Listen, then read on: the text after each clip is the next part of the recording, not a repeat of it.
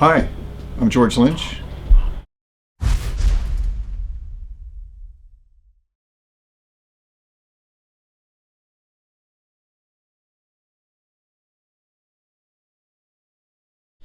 So here we are in Lynchtopia. Here's my amp wall. This is where I house the amps that I need most immediate access to, which I'll use during some recording processes. So I'm going to start the top here with a couple of Metz amplifiers that a gentleman in the Midwest builds for me. Fantastic job. These I would describe as a combination of hybrid combination of Dumbles and Blackface Fenders and Marshalls. And I know that's quite a wide spectrum, but that's what they do. They've got many different flavors and colors. These are just beautifully built and designed. I have actually taken these on the road. They're wonderful. This is a stock JCM 800, early 80s, which are my favorite era, the vertical input. I actually prefer the 50s, but this particular one's 100. But why I have this is I use this to plug in my Lynch mod, which is you plug this module, two 12AX7 tubes, you plug this module into the V2 input and replace that tube with this tube, and you dial in your gain, and you've got a bass switch on here, and everybody loves these things. They're awesome. So it just thickens it up and it gives it more of all the stuff you want and less of all the stuff you don't. So they're really awesome. We sell those occasionally online. Under that, I have my EBO reverb, which is a really special unit that I found at Blackbird Studios in Nashville. I use this with my combo amps when I'm doing not metal music, but blues-based stuff, or just if I got my telly plugged in and I'm playing touchy-feely music. This just adds a whole other depth and dimension to it. These are some of my Variacs. I also have old Ohmites. I run all my old tube amps through Variacs and run the voltage down anywhere from 90 volts to 110 volts depending on the amp, so that the tube grids see the voltage they want to see. This is a 62 Deluxe, brown face Deluxe. These are really undervalued, I think. They're just mini Marshalls. This is a 67 Mini Blues Breaker, 212s. I believe this is the 212 version. I've got a 210 version and a 212 version. They're Clapton monsters. You plug them in, it's instant Clapton. This is one of my default amps. This is the one I'm touring with at the moment. This is 68 Plexi. Pretty much unmodified stock, original transformers and circuit and everything. I do a couple little things to them. Dave Friedman at Tone Merchant does a couple of things to him for me. Mid-cap boost, and there's one other thing that he does, which is a secret. This is my other 68 Plexi. This has been Eddieized. This is pretty much a clone of Eddie's amp. Very transparent, it's that warm brown sound. It runs at 90 volts, and it's fantastic. Very touch sensitive, beautiful. This is a very interesting JCM 800. It's Bogner modified. It's completely rebuilt. It's a completely unique animal. I found one of these at a rental company. It's the only one in existence, and they wanted $10,000 for it, but it wasn't for sale. They loaned it to me, or I rented it, I think. And I took it to Bogner. I says, "Can you clone this?" And he cloned it. And so this is the only one of two in existence. And it's got incredible amount of gain, but all usable and all good gain. I mean, it's the kind of harmonic distortion you want to hear. None of it is harsh, or it has all good frequencies. This is a late 60s Trainer Bassmaster I bought in Canada. Trainers are Canadian Marshalls, very high plate voltage. And it's just like what I said, it's a Canadian Marshall. They're fantastic. It's 50 watt amp, 45 watt amp. It's made for bass, but just like a Marshall bass, you change one resistor and it's really back to just a normal guitar circuit. This is my original Soldano from Wicked Sensation amp. This is the amp that I recorded that with. I do tour with this too. It's probably my number 2 amp for touring. But some of these old Soldanos are just magic, and they're not making any more of them. And yeah, this is It's a much angrier animal than the Plexi, but not as sweet and dynamic as the Plexi. So back in the Wicked Sensation days, I would use them both at the same time live. But nowadays, it's a little much for on stage for me, so I just go with one or the other. This is a Paul Reed Smith Archon, and this does a lot of things, but what it does best, I think, is it's a great metal amp, like the Diesel. But this is all tube, unlike the, this is point-to-point, unlike the Diesel, which is not a point-to-point amp.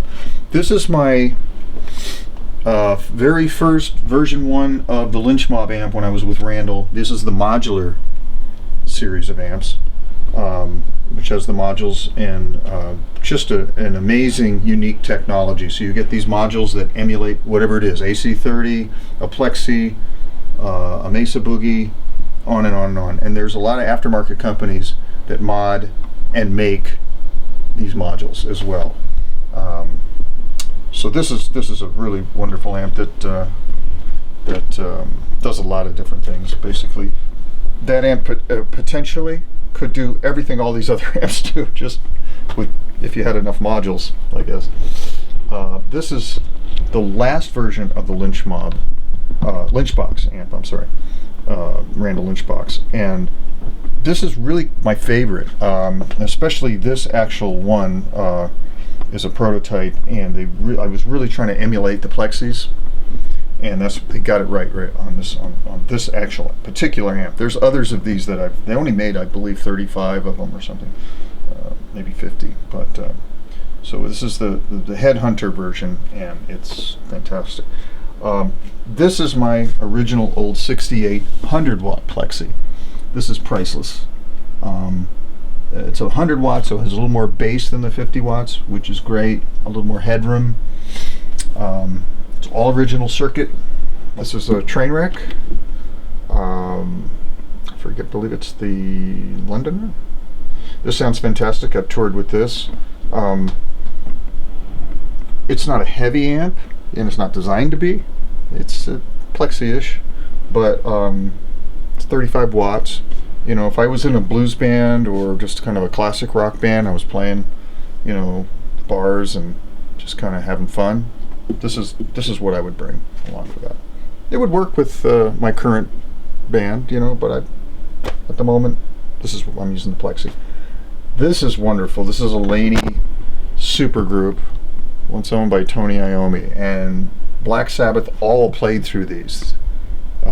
Geezer and Tony played through Laney supergroup stacks. If you go look at any of those old YouTube videos and check out the amps, this is what they were using, and this was one of his personal amps.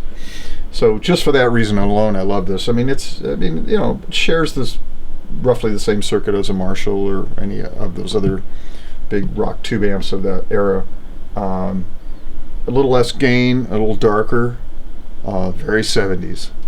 So if I'm doing something that's got that kind of 70s vibe, this is what I'll go to. This is an orange CR120. This is a really interesting amp. It's solid state. But this is what Ty Tabor uses.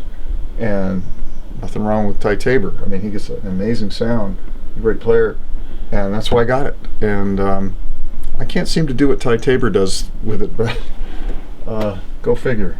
Solid state amps will surprise you sometimes, though. This is an amp a gentleman built for me many decades ago, and it's got KT88s in it, so it's a lot of headroom, pretty clean. We were kind of going for a Marshall Major thing with less power, not 200 watts, you know, but maybe 50 watts, but that same idea with the big military grade, industrial, you know, KT88s or K9s or whatever it's in there. Huge tubes. So this is a wonderful amp. Hard to tour with because of the, you know, it's got this old barnwood, and I don't have a case that it fits in, you know, but I have toured with it in the early 2000s. It's wonderful. The thing with this whole amp collection is all these amps sound fantastic in their own way, so it's really hard to pick and choose. There's a Wizard I used to tour with as well in the earlier 2000s. This isn't the classic. This is in the middle. This isn't the highest gain. It's not the lowest gain. It's somewhere in the middle. And it's like a Marshall Plexi on steroids, basically. This is a JVM. I use this pre-production on one of the Lynch Mob records, Rebel, actually. And this sounds surprisingly good. It looks very intimidating with all these knobs, but actually it's very, very simple. These are all the same thing. You just pick a channel. This has got 4 different channels, but they all do the same thing. And they're all very similar. They're just a little more gain as you step up in the channels. And here's my Diesel Herbert. It's customized. It's got a dial on the back that you can dial the compression out of it, which is nice if you want to open it up a little more, or if you want to keep that factory built compression in there, you dial it back. Other than that, the only other thing is I've got tangerine green, and it goes in lime green, and I've got a tangerine orange flight case that it goes in. When I need metal-y sounding rhythms. And it's surprisingly great for leads. I wouldn't use it on the high gain channel. I'll use it on the middle channel. It's a 3-channel amp. This is another one of my pride and joys. I have a few Parks. This is an early 70s Park 45. It's Marshall. But the Parks are different. They have a little different thing. They're a little darker, a little less gain, but they're more complex.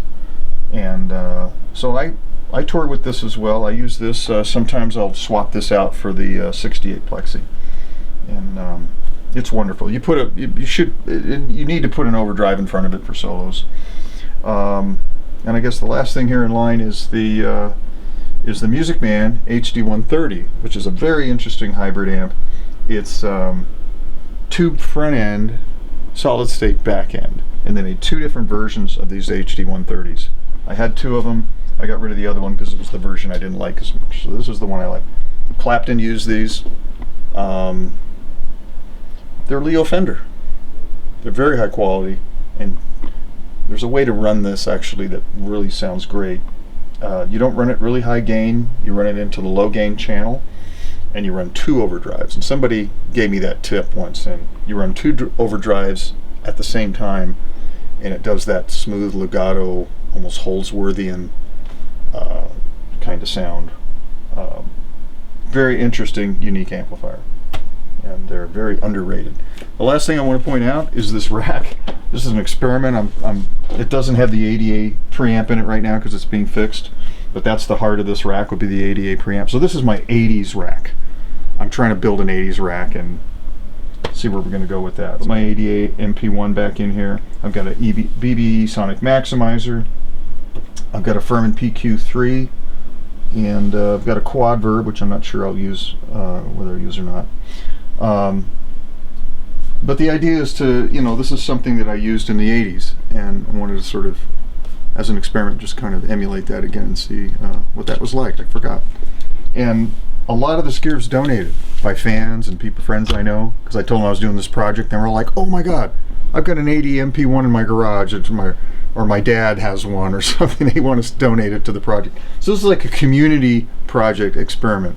So once I get it all wired up and everything, I'll come back and demonstrate that for you. Well, I want to thank the Young Guitar Readers for coming into my studio today and taking a look at some of my pedal collection, and a lot of the stuff I used on the Seamless album that just is coming out. So again, thank you very much. I was honored to invite you in to my home and my home studio, and check out the record.